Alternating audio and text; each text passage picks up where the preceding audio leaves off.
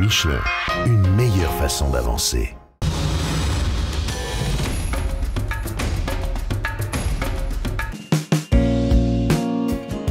Le Dakar reste argentin pour sa 10e étape entre Cordoba et La Rioja, avec une étape qui revient dans la norme après le marathon de lundi.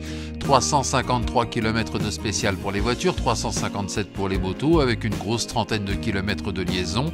Pas de grosses difficultés, une sorte de très grosse spéciale WRC très rapide, raison pour laquelle on a séparé les parcours auto et moto, autant jouer la sécurité. Chez les autos, malheureusement, Stéphane Peterencel est privé de son rival le plus dangereux. L'étape de lundi a été cauchemardesque pour Nasser Al-Attiyah, qui a essayé à peu près toutes les pannes mécaniques possibles sur une voiture et qui se retrouve maintenant dans les profondeurs du classement.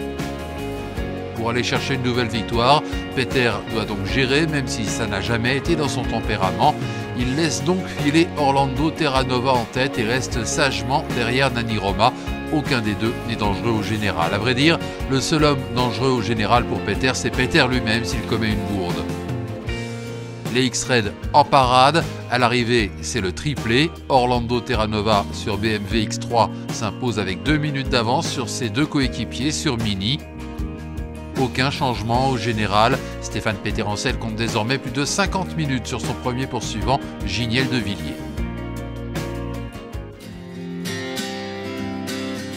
Chez les motos, cette course au sprint s'est résumée à un duel entre Joan Barreda et Cyril Després, le Français ayant là une occasion en or de reprendre la tête du général, perdu après une pénalité d'1 quart d'heure samedi. À la limite, la victoire d'étape lui importe peu.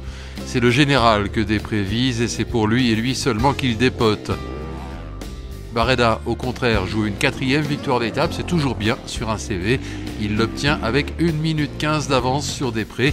Reste juste à surveiller le temps de Ruben Faria. Il doit être supérieur à 5 minutes 23 pour que le Français, tenant du titre, reprenne la tête des opérations. Mission pleinement réussie puisque le Portugais n'arrive qu'à 8,26 de Barreda, à 7,13 de Després.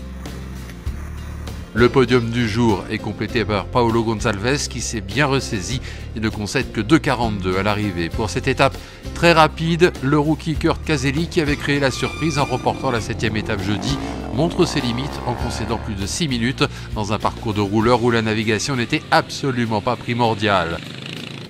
Ce mardi, le Dakar compte donc de nouveau 2 leaders français, un qui possède une solide avance en voiture et un qui va encore devoir se défendre en moto.